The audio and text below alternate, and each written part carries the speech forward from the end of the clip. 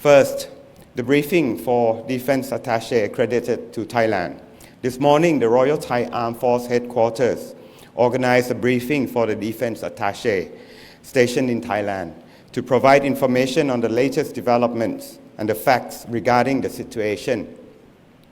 Those in attendance heard briefings comprehensively on all of the landmines incidents where Cambodian side planted new landmines in Thai territory, and which have resulted in Thai personnel being wounded. In particular, the latest incident on the 10th of November 2025 was discussed, where key evidence was presented to show Cambodia's violation of anti-personnel mine ban or the Ottawa Convention, despite being a state party itself. In addition, clarification on the clash at Ban Nong Ya Keo, Sa Ket province were also given, including specific details and the timeline of the incident and the disinformation campaign launched by the Cambodian side. The subsequent questions and answers session reflected that the Cambodian forces fired into Thai territory first, so that Thai soldiers had to take cover and return warning shots in self-defense, all in accordance with the rules of engagement and the principles of international law. Most importantly, key questions were raised that placed into serious doubts the allegations made by the Cambodian side that Thailand's return fire really resulted in civilian injuries.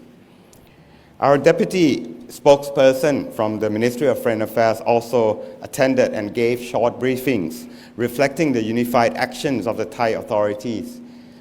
The deputy spokesperson provided details on Thailand's action under the Ottawa Convention framework and latest misreporting by Malaysian media outlets.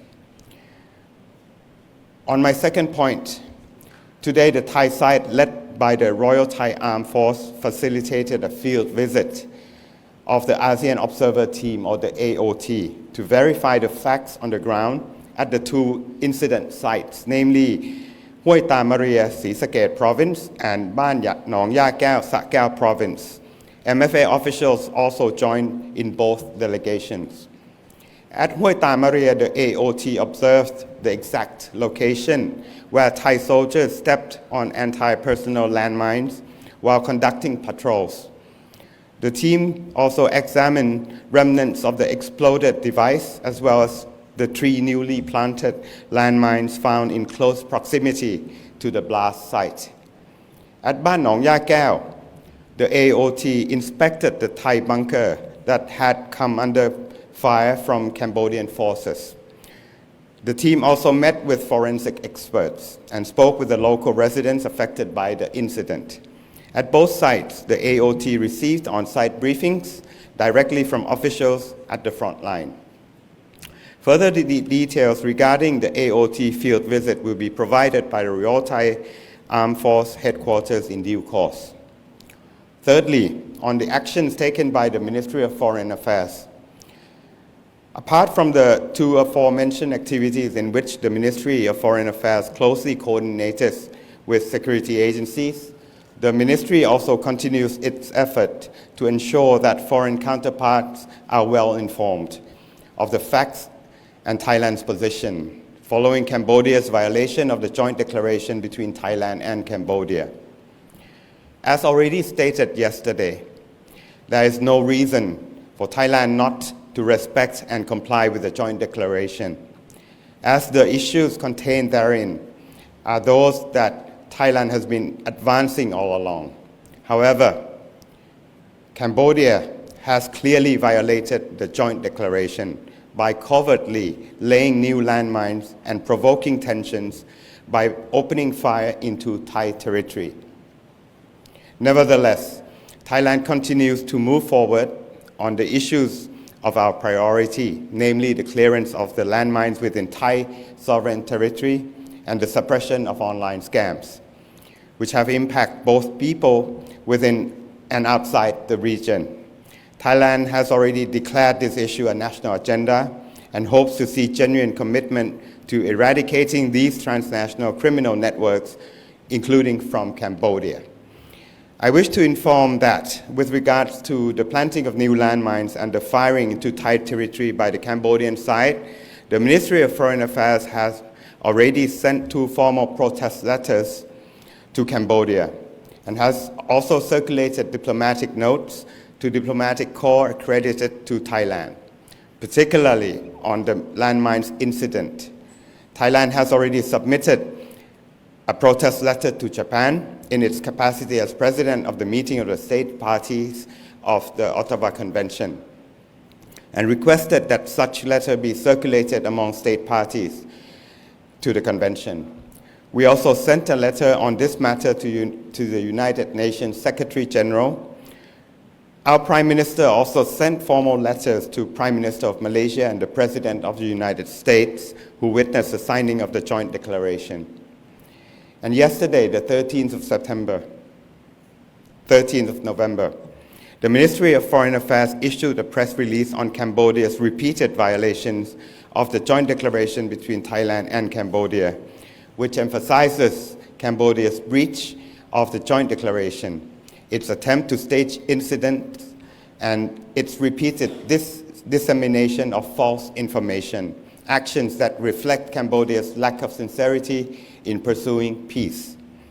Lastly, the dissemination of false and distorted information.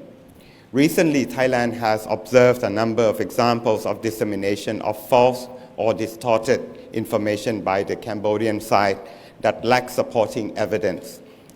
I will mention 3 specific areas, 3 specific cases. First, allegation that Thailand planted and triggered landmine itself. Upon investigation, however, the landmine found were the PMN2 type, which Thailand has never possessed. Second, false claims that Thailand initiated fire towards Cambodia in Ban Nong Ya Keo border area. In reality, Cambodia fired first, as evidenced by bullet marks on Thai bunkers and the trajectory of the rounds, which clearly contradicts Cambodia's allegations. This is further supported by inconsistent Cambodian casualty statistics reported by Cambodian authorities themselves. And lastly, misrepresentation of a Cambodian civilian whose death resulted from pre-existing medical conditions in a hospital in Bangkok. Cambodia falsely claimed that the body was that of a Cambodian soldier detained by Thailand. In fact, Thailand has provided humanitarian assistance to return the deceased to Cambodia upon the family's request. The dissemination of such false information reflects Cambodia's lack of sincerity and clearly demonstrates a breach of journalistic ethics. Most recently, last night and into this morning, in fact, there was a case in which some foreign news agencies, namely news agencies from Malaysia, Bernama, and regrettably also a state agency, reported inaccurate information about the recent landmine incident. In this regard, the Ministry of Foreign Affairs coordinated closely with Thailand's security agencies and promptly contacted the foreign news outlets for immediate corrections, which they have done by issuing a correction along with their expression of deep regret. The Ministry will further take appropriate measures as the report, despite being corrected, has already caused widespread misunderstanding.